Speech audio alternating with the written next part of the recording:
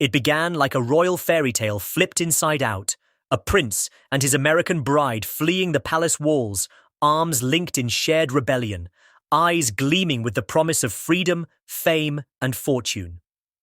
But what once shimmered with the luster of rebellion and righteous independence has now dulled into something far grimmer, more desperate, and perhaps irreversibly damaged.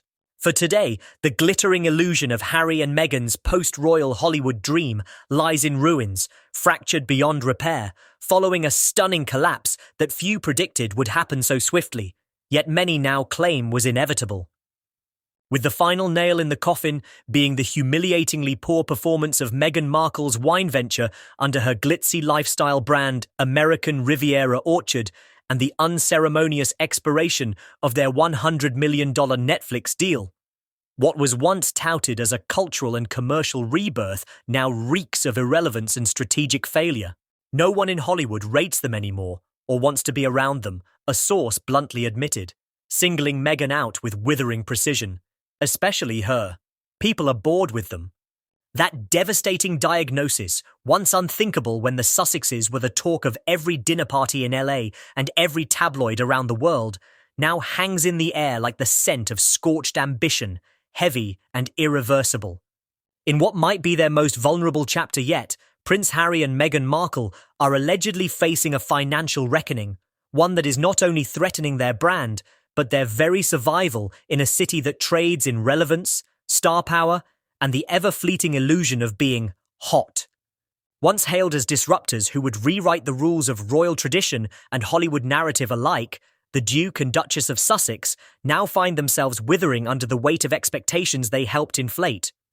The Netflix deal, a $100 million spectacle inked in the euphoric wake of their exit from Buckingham Palace, was meant to be the engine of their new empire. But that engine has sputtered to a halt, and now the couple is left coasting on fumes, their momentum lost, their buzz quieted, and their prospects grim. Even worse, whispers inside the streaming giant reveal that the couple drastically overpromised and tragically underdelivered. Meghan, insiders say, was too preoccupied with curating her avocado-laced wine and gloss lifestyle brand to engage seriously with her content commitments. Harry, meanwhile, fixated on a niche polo documentary that failed to attract even 500,000 viewers, a devastating blow for someone once positioned as a global humanitarian voice and media visionary.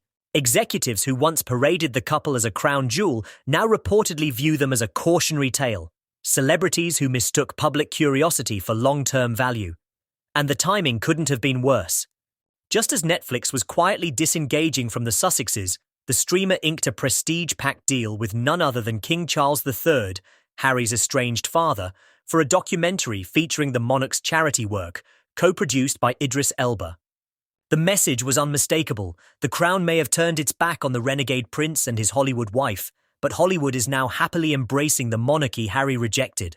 That sting, that brutal reversal, is made worse by the fact that behind closed doors, Harry and Meghan are allegedly seeking what royal insiders euphemistically call support, and what some brutally describe as outright handouts. Sources say the pair's sudden pivot toward peace talks with King Charles isn't motivated by forgiveness or familial longing, but by mounting financial desperation. A quiet outreach effort involving staff-level discussions was interpreted by some royal commentators as an attempt to re-enter the royal fold, not for status, but for security. Where does it leave them? Veteran royal analyst Robert Jobson asked, answering his own question with chilling bluntness, probably with a bit of a bowl out. And that bowl, as it stands, may be getting emptier by the day. The once seemingly bottomless pot of Prince Harry's inheritance, estimated at $10 million from Princess Diana, is reportedly shrinking fast. Lifestyle demands, security costs, mansion upkeep, and now the cost of launching and failing to sustain ventures like Meghan's luxury jam and wine brand have turned what looked like royal riches into a financial juggling act. With their Netflix lifeline drying up, one insider noted, they're facing a financial crossroads, and fast. American Riviera Orchard, Meghan's glossy passion project meant to herald her return as a modern-day Martha Stewart, has so far flopped with the kind of brutal apathy that no brand survives. Reviews have been middling, interest tepid, sales sluggish.